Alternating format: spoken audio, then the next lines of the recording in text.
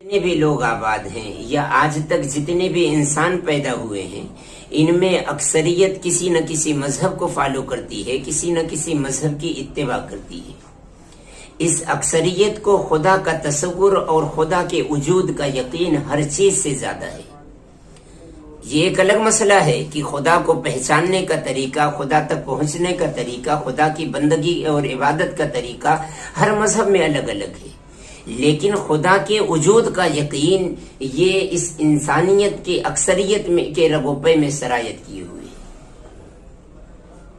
अलबत्ता गिनती के चंद अफराद ऐसे भी हैं जो खुदा के वजूद के इनकारी हैं, जिनके नजदीक इस कायनात की तख्लीक करने में, इस पूरी दुनिया को बनाने में किसी खारिजी कुव्वत की जरूरत नहीं पड़ी है।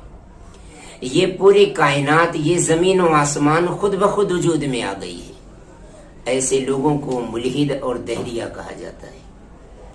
इन मुल्हिदों का कहना यह है कि हम सिर्फ उन्हीं बातों पर यकीन रखते हैं जिसको हम अपनी निगाहों से देखते हैं या जो हमारी अकल कबूल करती है, तस्लीम करती है।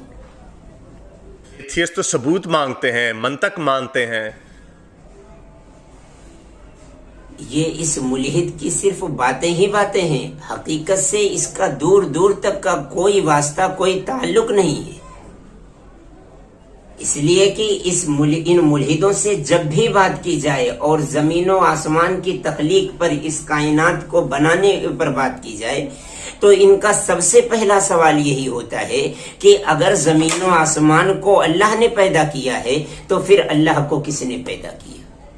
अब इन्हें लाख समझाया जाए, लाख दलीलें दी जाए कि अल्लाह को किसी ने बनाया नहीं है, अल्लाह को किसी ने तख्लीक नहीं किया है, अल्लाह को किसी ने पैदा नहीं किया है, बल्कि अल्लाह खुद से वजूद में आया, अल्लाह खुद मौजूद है। लेकिन इतनी छोटी सी बात इनका जहन, इनकी अकल कबूल नहीं करती, तस्लीम नहीं करता। वहीं दूसरी तरफ जब इनसे पलटकर ये सवाल किया जाता है कि अच्छा ये बताओ, जब तुम्हारे नजदीक इस कायनात को, इस यूनिवर्स को क्रिएट करने वाला अल्लाह नहीं है, तो फिर इन तमाम चीजों को किसने बनाया? तो ये फौरन जवाब देते हैं कि ये खुद ब खुद वजूद में आ गई।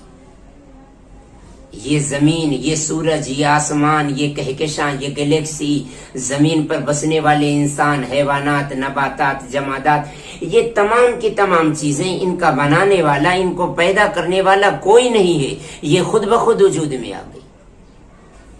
तो एक तरफ जब अल्लाह के बारे में इनको बताया जाता है कि अल्लाह को किसी ने पैदा नहीं किया, अल्लाह को किसी ने तख्लीक नहीं किया, बल्कि वो खुद से वजूद में आया, वो खुद ब खुद मौजूद है, तो कहते हैं वो जी ऐसे कैसे कि कोई जात बगैर किसी की तख्लीक किए, बगैर किसी के बनाए वजूद में आ जाए। और दूसरी तरफ हाल ये है कि इस कायनात की अरबों खरबों चीजों के बारे में इनका यही दावा है कि ये चीजें खुद ब खुद वजूद में आ गई हैं, इनको कोई बनाने वाला नहीं।